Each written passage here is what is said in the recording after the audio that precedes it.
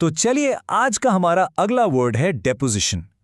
अब ये जो वर्ड है ये एक नाउन है और इसकी खास बात यह है कि इसके एक नहीं, दो नहीं बल्कि तीन बिल्कुल अलग अलग मतलब हैं। एक मीनिंग है लॉ यानी कानून से जुड़ा हुआ, दूसरा है पावर और पॉलिटिक्स से रिलेटेड, और तीसरा वो साइंस से जुड़ा है जिसमें कोई चीज कहीं पर जम जाती है। थोड़ा कंफ्यूजिंग लग रहा है? चिंता मत कीजिए, हम एक एक करके सबको एग्जाम्पल्स के साथ समझेंगे। ओके, तो सबसे पहले इसका लीगल मीनिंग देखते हैं। इस सेंटेंस का मतलब है कि वकील ने ट्रायल शुरू होने से पहले गवाह से शपथ दिलाकर उसका बयान रिकॉर्ड किया। कोर्ट में केस जाने से पहले ही जो ऑफिशियल सवाल जवाब होते हैं ना, उस पूरे प्रोसेस को ही डेपोजिशन कहते हैं। Let me read the sentence for you. The lawyer took a deposition from the witness before the trial. अब आते हैं इसके दूसरे मीनिंग पर। यह सेंटेंस पॉलिटिक्स या पावर से जुड़ा है।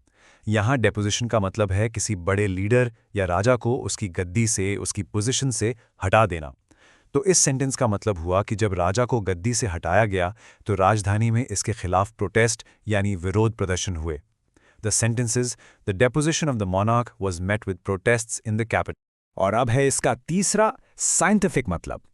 यहाँ डेपोजिशन का मतलब है किसी चीज का जमना या इकट्ठा होना।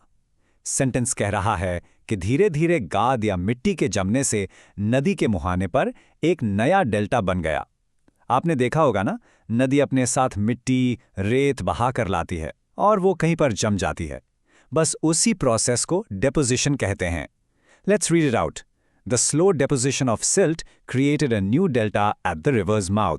ये वर्ड आपको अक्सर न्यूज रिपोर्ट्स में भी मिल सकता है, कुछ इस तरह से।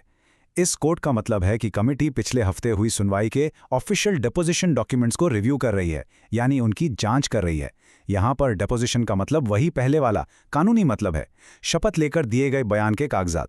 The quote is the committee is reviewing the official deposition documents from last week's hearing.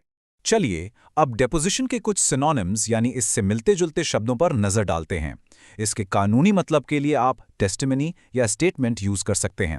जब हम पॉलिटिकल मीनिंग की बात करते हैं तो ओवरथ्रो या डिथ्रोनमेंट सही सिनोनिम्स हैं, और इसके साइंटिफिक मतलब के लिए एक्यूमुलेशन या सेडिमेंटेशन जैसे वर्ड्स का इस्तेमाल होता है।